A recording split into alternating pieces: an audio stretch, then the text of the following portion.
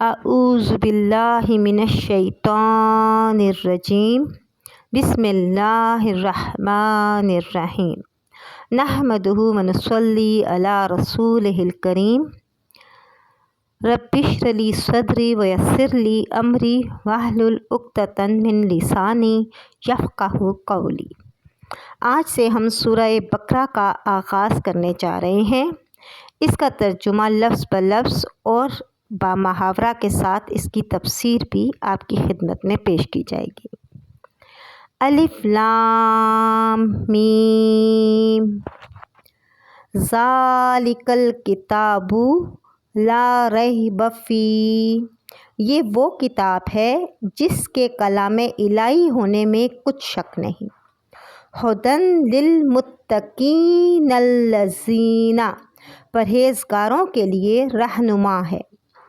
یؤمنون بالغیب، وہ لوگ الذین، وہ لوگ جو غیب پر ایمان لائے۔ ویقیمون الصلاۃ، اور نماز پڑھتے رہے۔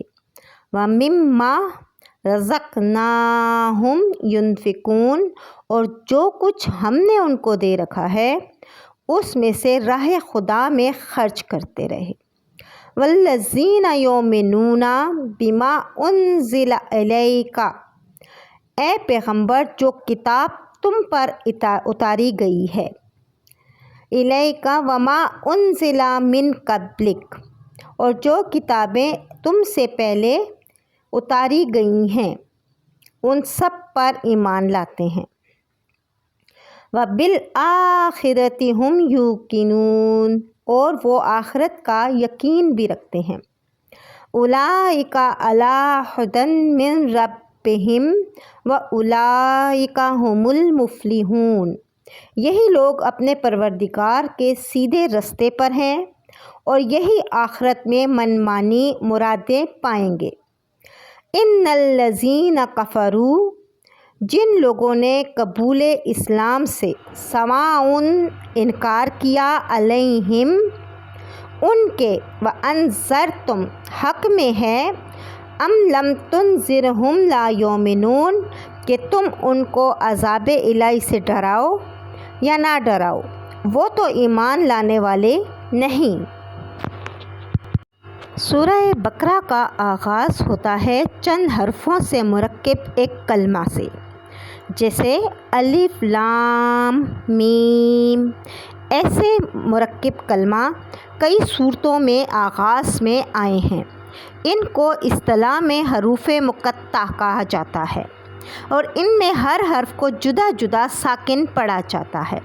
ان کے متعلق بعض مفسرین نے فرمایا ہے کہ یہ ان صورتوں کے نام ہیں، جبکہ بعض حضرات نے فرمایا ہے کہ اسماء الہیہ کے رموز ہیں، مگر جمہور صحابہ رضی اللہ تعالیٰ عنہ اور تابعین رحمۃ اللہ علیہ اور علماء امت کے نزدیک رائج یہی ہے کہ یہ حروف رموز و اسرار ہیں جس کا علم سوائے خدا تعالیٰ کے کسی کو نہیں، اور ہو سکتا ہے کہ رسول کریم صلی اللہ علیہ وآلہ وسلم کو اس کا علم ایک بطور راز دیا گیا ہو جس کی تبلیغ امت کے لیے روک دی گئی ہو، اسی لیے حضرت صلی اللہ علیہ وآلہ وسلم سے ان حروف کی تفسیر و تشریح میں کچھ منقول نہیں ہے۔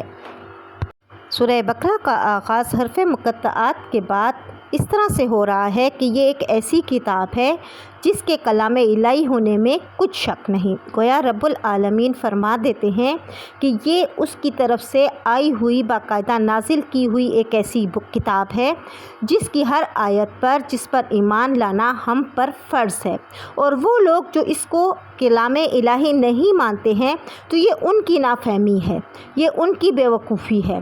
دراصل اللہ نے اپنی طرف سے ہم تک یہ پیغام پہنچا دیا ہے، اور اسی لیے سورہ بقرہ کے آغاز میں بھی فرما دیا جاتا ہے کہ اس کے کتاب الہی ہونے یعنی من جانب اللہ ہونے میں کوئی شک نہیں۔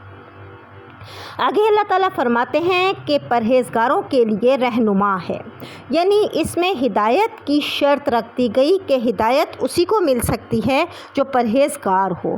پرہیزگار کون سے لوگ ہیں؟ پرہیزگار وہ ہیں جو غیب پر ایمان لاتے ہیں، یعنی جو کچھ آج تک ہوا ہے اور جو کچھ آگے ہوگا، جنت جہنم کا تصور، روز جزا پر ایمان لانا، یہ سب کچھ غیب آتا ہے، غیب میں شمار ہوتا ہے۔ اس کے ساتھ ساتھ ہماری تقدیریں بھی غیب کے علم میں، اور کل کیا ہوگا ہم نہیں جانتے، یہ بھی غیب میں شمار ہوتا ہے۔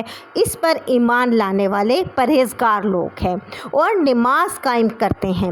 گویا نماز پڑھنا ہے وقت کی پابندی کے ساتھ اور اس کے تمام تر فرائض کی ادائیگی کے ساتھ، اپنے وقت کے اوپر ان کی ادائیگی کرنے والا مسلمان اور پرہیزگار کہلایا جائے گا۔ اس کے ساتھ ساتھ جو کچھ خالق دو جہان نے ہمیں عطا کیا ہوا ہے، اس میں سے جو بھی ہم خرچ کرتے ہیں اسے اللہ کی راہ میں خرچ کرنا۔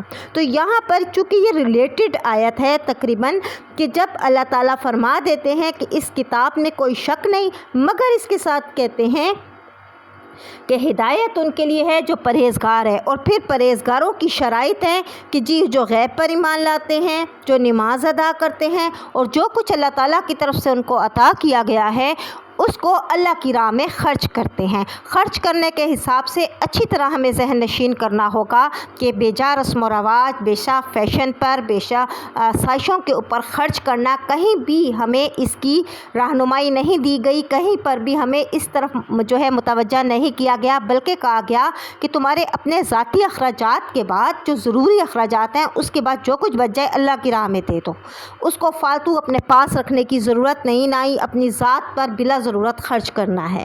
والذین یؤمنون، آگے چل کے جب رب العالمین فرماتے ہیں کہ وہ لوگ جن کا ایمان جو کتاب اللہ تعالیٰ نے نبی پاک محمد مصطفیٰ صلی اللہ علیہ وآلہ وسلم پر اتاری ہے اور جو اس سے پہلے کتابیں اتری ہیں، یعنی زبور، توریت، انجیل اور پھر قرآن پاک، یہ ابھی بھی پرہیزگاروں کی شرائط چل رہی ہیں، ٹھیک ہے۔ تو ایک اور شرط کیا آ گئی ہے کہ ہمیں ان کتابوں پر جو اس سے پہلے اتری، جو صحیفے آئے، اور اس کے بعد جو قرآن پاک آ گیا آخری کتاب، اس پر ایمان ہونا بھی ضروری ہے۔ گویا یہ ایمان کا باب آ جاتا ہے کہ جس میں رب العالمین ہمیں پرہیزگار ہونے کی شرائط بتا دیتے ہیں کہ پرہیزگار ہونا ہے تو یہ شرائط ہیں، اور پھر جب تم یہ شرائط پوری کرتے ہو تو پھر تمہیں ہدایت مل گئی، کیونکہ یہ کتاب اللہ تعالیٰ کی طرف سے ہے۔ اور پھر یہ کون سے لوگ ہیں؟ یہ وہ لوگ ہیں جو اپنے پروردگار کے سیدھے راستے پر، کون سے لوگ ہیں؟ وہ جو پرہیزگار ہیں اور اوپر دی گئی تمام تر باتوں پر عمل کرتے ہیں، ایمان لاتے ہیں، اور یہی آخرت میں مانی مرادیں پائیں گے، یعنی مفلحون کامیاب لوگ ہیں۔ کون سے لوگ کامیاب ہیں؟ جو اوپر والی ساری شرائط پوری کر کے پرہیزگار بن جاتے ہیں۔ اسی طرح سے اے پیغمبر، جن لوگوں نے قبول اسلام سے انکار کیا ان کے حق میں یکساں ہے کہ تم ان کو عذاب الہی سے ڈراؤ یا نہ ڈراؤ، وہ تو ایمان لانے والے نہیں۔ ہوتا یہ تھا کہ نبی پاک محمد مصطفیٰ صلی اللہ علیہ وآلہ وسلم بہت زیادہ فکر کرتے تھے ان لوگوں کے لیے کہ جب میں نے ان کو اللہ کا کلام دکھا دیا، سنا دیا، بتا دیا، پھر کیا وجہ ہے کہ یہ لوگ ایمان پہ نہیں لاتے اور اللہ کے راستے پہ نہیں آتے۔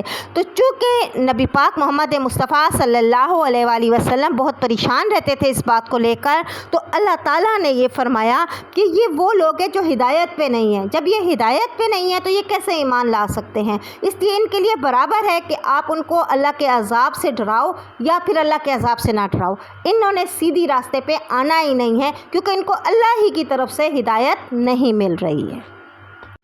آج ہم نے سورہ بقرہ کی آیت نمبر 1 سے آیت نمبر 6 کو اچھے طریقے سے سمجھنے کی کوشش کی ہے۔ آپ سب سے درخواست ہے کہ اس ویڈیو کو اپنے جاننے والوں کے ساتھ شیئر کیجیے اور چینل کو بھی سبسکرائب ضرور کر لیجیے۔ انشاءاللہ نیکسٹ ویڈیو میں پھر حاضر ہوں گے۔ صدق اللہ العلی العظیم۔